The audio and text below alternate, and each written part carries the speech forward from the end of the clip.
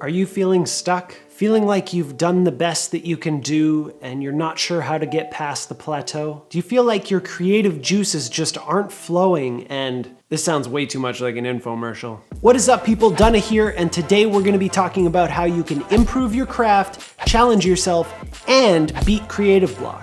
Make sure to stick around to the end of the video because I've teamed up with Shutout and we're putting on a contest where you can win some money with your photography. We've all been in this situation before where we're feeling passionate, we know we want to create, but the juices just aren't going and the creativity just isn't happening. Whether you feel like you have no ideas or whether you feel like you have way too many options, there are a million things that can get in the way of you making something awesome. And what I want to do today is give you 6 tips that not only do I think can get you through that creative block, but I think you can actually improve your craft by using these skills. Just a quick disclaimer, I'm going to be talking about photography a lot in this, but this will apply to anything you're trying to do. Take these same tips and it'll work. Let's get it. Number 1, limit yourself. If you're having trouble figuring out which direction to go with whatever it is you're doing, give yourself some rules to follow. If you're heading out for the day and you're gonna take some shots, but you're not sure what you wanna shoot or how you wanna do it, take a cool idea and throw the word only before it. Only handheld shots, no tripod. Only tripod shots, no handheld. Only vertical framing,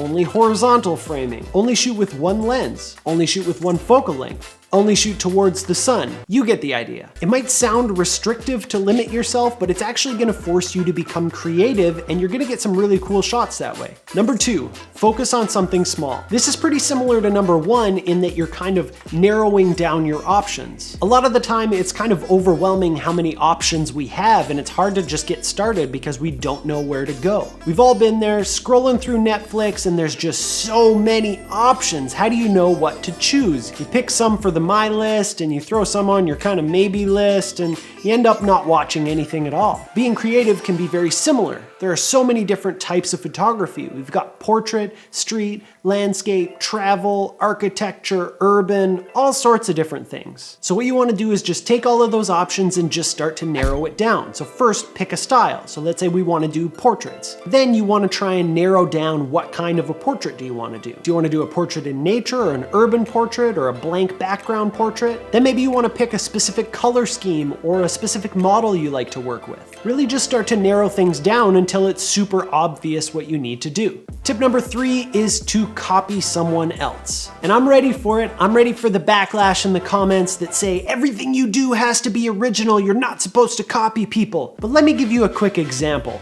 Let's say you're learning how to play guitar. So you go pick up a guitar and then you start taking lessons. The first thing that happens is your teacher wants you to play this.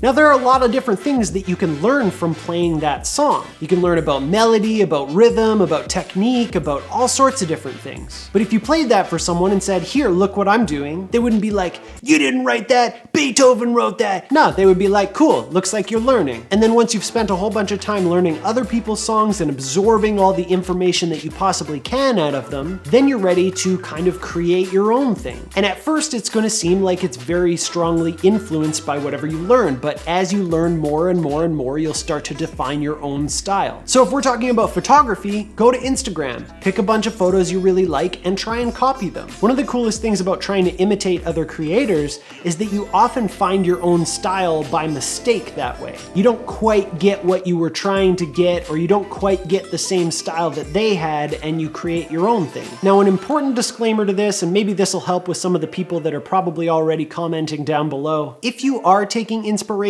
from something and you still want to post it somewhere or share it around, just make sure you give credit where credit is due. If I post a picture that I took inspiration from, let's say, Sorella Moore, all I have to do is say, this picture was inspired by Sorella Moore and the things that she teaches on YouTube. First of all, this is cool because you're giving credit where credit is due, like I said, and second of all, it should fend off the haters who are gonna say you're copying people. And like I said, eventually, if you are finding inspiration from other people enough times, you'll start to develop your own style too. Number 4, put yourself in a new situation. If you're not sure what to do next, Take a look at what you normally do, your normal process, and flip it on its head. Normally shoot with wide angles? Get out that telephoto lens. Normally shoot with this camera? Go rent a different one. Portrait photographer? Go shoot some landscapes. Just like tip 1 and 2, this is gonna put you in a box and it's gonna force you to be creative to come up with solutions to problems you're not used to solving. The coolest part about this is when you go back to whatever it is that you're used to doing, you're gonna have a whole new skill set that now you can apply to what you normally do. Woo! Number 5 is to find other people or a community that you can collaborate with to inspire you. This is actually one of the things that I love so much about YouTube and Instagram, the community. There are so many other like-minded individuals who you can reach out to, who you can have a comment section conversation with. Something about connecting with other people doing the same thing as you is just so inspiring. And there are so many places that you can connect with more like-minded people. There's YouTube and Instagram and Facebook groups and Reddit and so many more websites that you can go and find other people just like you. And beyond the online world, there are actually more and more meetups happening every day where you can physically go and meet other people who are doing the same thing as you. Photo meetups or Instagram meetups are starting to become a pretty huge thing. So you can actually get up and get out of your house and go meet some people, take some photos with them, trade techniques and all that kind of stuff. I know,